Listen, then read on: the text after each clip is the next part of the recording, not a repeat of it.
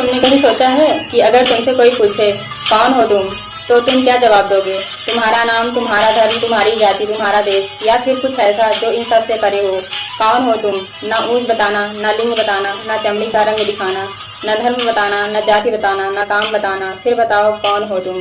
क्योंकि शायद तुम खुद भी नहीं जानते, क्योंकि तुम्हें कभी सोचने नहीं दिया गया। तुम्हें बस बताया गया तुम कौन होने चाहिए। कहा गया तुम हिंदू हो, मुस्लिम हो, सिख हो, ईसाई हो। कहा गया ये खाना मत खाना, वो दिन पवित्र है। कहा गया ये पहनना पाप है, वो करना धर्म है। कहा गया ईश्वर देख रहा है। पर क्या वाकई ईश्वर देख रहा है?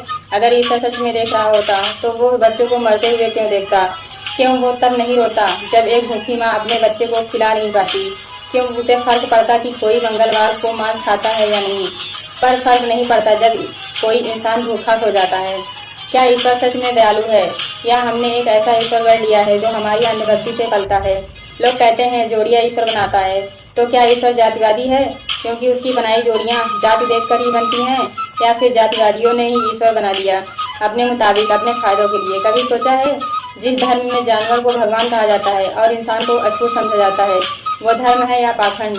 क्या ऐसा धर्म इंसान को जोड़ता है या तोड़ता है? क्या धर्म मनुष्य से ऊपर है, या मनुष्य से बड़ा कोई धर्म नहीं होना चाहिए? स्वर्ग के लालच में लोग अपने जीवन को नर्क बना लेते हैं क्योंकि उन्हें डराया गया है। अगर तुमने ये नहीं किया तो भगवान नाराज हो जाएंगे, अगर तुमने वो कर दिया तो नरक मिलेगा। और ऐसा ही हम सब एक अदृश्य डर के गुलाम बन गए।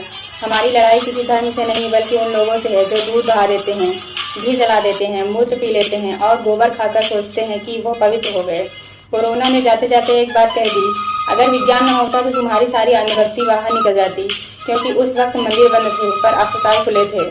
ईश्वर मौन था पर डॉक्टर काम कर रहे थे। ब्राह्मणों ने भारत को क्या दिया? जात पात, ऊंच नीच, छुआछूत, भेदभाव। उन्होंने शिक्षा को सीमित कर दिया, ज्ञान को बंधक बना लिया।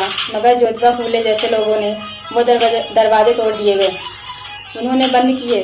फूले ने कहा था विद्या के बिना मति गई, मति के बिना नीति गई, नीति के बिना गति गई, गति के बिना वित्त गया। और यही तो हुआ, अज्ञानता ने हमें गुलाम बना दिया। आज के युवा की हालत देखो, जो अस्पताल में पैदा हुआ वो मंदिर की मांग कर रहा है। वो भूल गया कि उसे जीवन विज्ञान ने दिया, ना कोई मूर्ति ने। कभी सोचा है चीन जैसे देश जहाँ 91% लोग ईश्वर को नहीं मानते, वो दुनिया की सबसे बड़ी अर्थव्यवस्थाओं में है। जापान, स्वीडन, नॉर्वे, जर्मनी, जितनी कम वहाँ अंधभक्ति है उतनी ज़्यादा वहाँ मानवता और प्रगति है। और हम जहाँ हर गली में मंदिर है वहाँ भूख, गरीबी और बेरोजगारी भी है।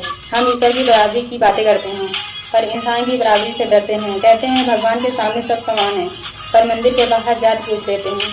अगर सब बराबर हैं तो मंदिर में हर कोई क्यों नहीं जा सकता? अगर सब समान है तो दलित आज भी मंदिर की सीढ़ी पर क्यों रोके जाते हैं?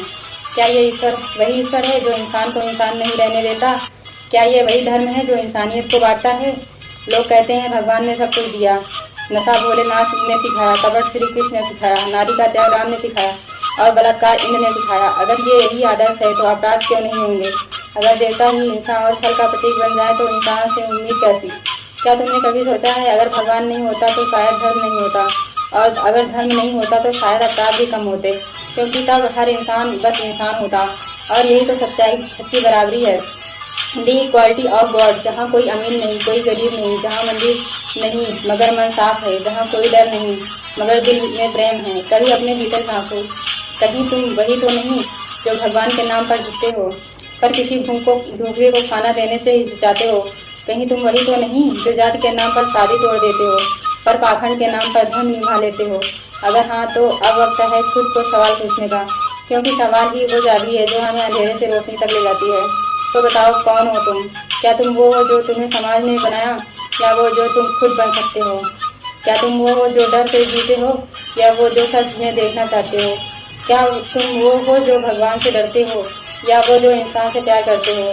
शायद जब तुम इन सवालों के जवाब खुद दोगे, शायद। लाइक करिए, शेयर करिए, कमेंट करिए एक मेहरबान के साथ।